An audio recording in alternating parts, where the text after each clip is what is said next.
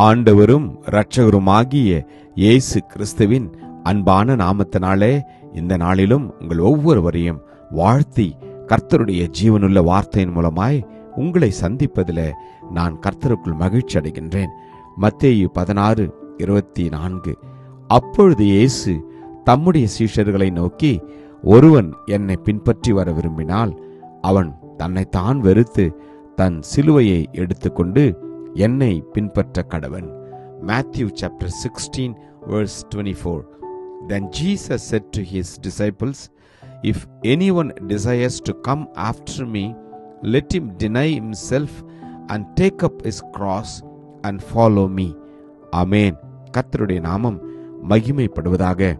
எனக்கு பிரியமான தேவஜனமே, கர்த்தர் நம்மை பார்த்து சொல்கிறார், தேவனுடைய பிள்ளைகளாய் வாழ நாம் நம்மை அர்ப்பணித்த பிறகு உலகத்துல அநேக காரியங்களை நாம் வெறுத்து தேவன் விரும்புகிற பிரகாரமாய் நம்முடைய வாழ்க்கையை நாம் அமைத்து கொள்ள வேண்டும்.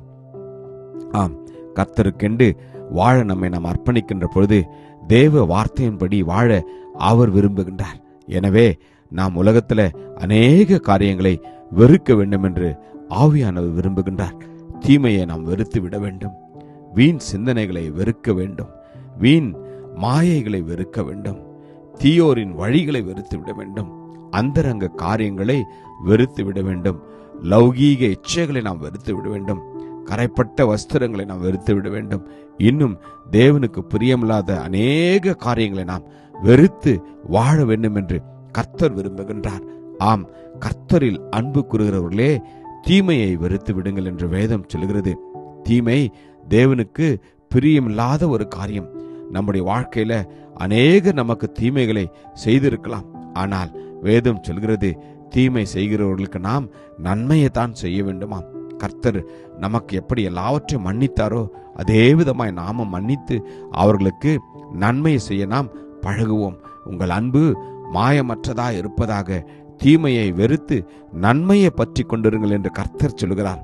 ஆம், இந்த நாளிலே நாம் தீமையை வெறுத்து நன்மையை பற்றி கொள்ள நம்மை அர்ப்பணிப்போமா? ஆம், நம்முடைய சிந்தைகள், நாம் நினைக்கிற காரியங்கள் பரிசுத்தமாய் இருக்க வேண்டும். ஆம், வீண் சிந்தனைகளை நான் வெறுத்து உமது வேதத்தில் பிரியப்படுகிறேன் என்ற கர்த்தர் தாவீதை நமக்காக எழுதி வைத்திருக்கிறார்.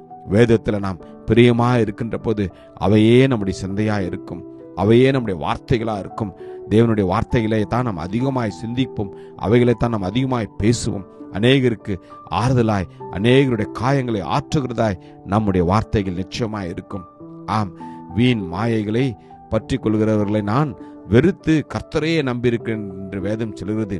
வீணான மாயமான காரியங்களை நாம் வெறுக்க வேண்டும். ஆண்டவராகிய இயேசு கிறிஸ்துவை முழு மனதோடு பற்றி விசுவாசித்து நடக்கின்ற போது கர்த்தர் நமக்கு பலனை கொடுப்பார். எனக்கு பிரியமானவர்களே, வேதம் சொல்கின்றது, துன்மார்க்கருடைய பாதையில் பிரவேசியாதே, தீயோருடைய வழியிலும் நடவாதே, அதை வெறுத்து விடு என்று. ஆம், நமக்காக நியமித்திருக்கிற அந்த வழியிலே நாம் நடப்போம். இயேசுதான் வழி, அவர்தான் சத்தியம், அவர்தான் ஜீவன் என்று அவருடைய வார்த்தையில, அவருடைய வார்த்தையின்படி நம்மை நாம் பார்த்து கொள்வோம். நம்முடைய பாதைகள் செவ்வையானதாய் இருக்கட்டும். நம்முடைய பாதைகள் தேவனுக்கு பிரியமுள்ளதாய் இருக்க வேண்டும் என்று கர்த்தர் விரும்புகின்றார். ஆம், அந்தரங்கமான காரியங்களை நாம் வெறுத்து விட வேண்டும். தந்திரமாய் நடவாமலும் தேவ வசனத்தை புரட்டாமலும் சத்தியத்தை வெளிப்படுத்துகிறதுனாலே தேவனுக்கு முன்பாக எல்லா மனுஷருடைய மனசாட்சிக்கும் எங்களை உத்தமன் என்று விளங்க பண்ணுகிறோம் என்று பவுல் சொல்லுகிறார். அவ்விதமான வாழ்க்கையை நாம் வாழ அர்ப்பணிப்போமா? கர்த்தர் இந்த நாளில உங்களுக்கும் எனக்கும் அந்த பலனை கொடுப்பாராக. கிருபையும் இரக்கம் நிறைந்த நல்ல தகப்பனே, நல்ல நாளுக்காக நன்றி அப்பா. நாங்கள் அப்பா உலக பிரகாரமான எல்லா காரியங்களையும் வெறுத்து உமக்கு விருப்பமுள்ள காரியத்தை செய்ய உம்முடைய சிலுவை எடுத்துக்கொண்டு நாங்கள் உமக்கு பின்பற்றங்களை அர்ப்பணிக்கிறோம். ஆசீர்வதியும் வழிநடத்திலும் மீட்பர் இயேசு மூலம் ஜெபிக்கிறோம் ஜீவனுள்ள நல்ல தகப்பனே. ஆமேன். God bless you. Jesus loves you. Amen.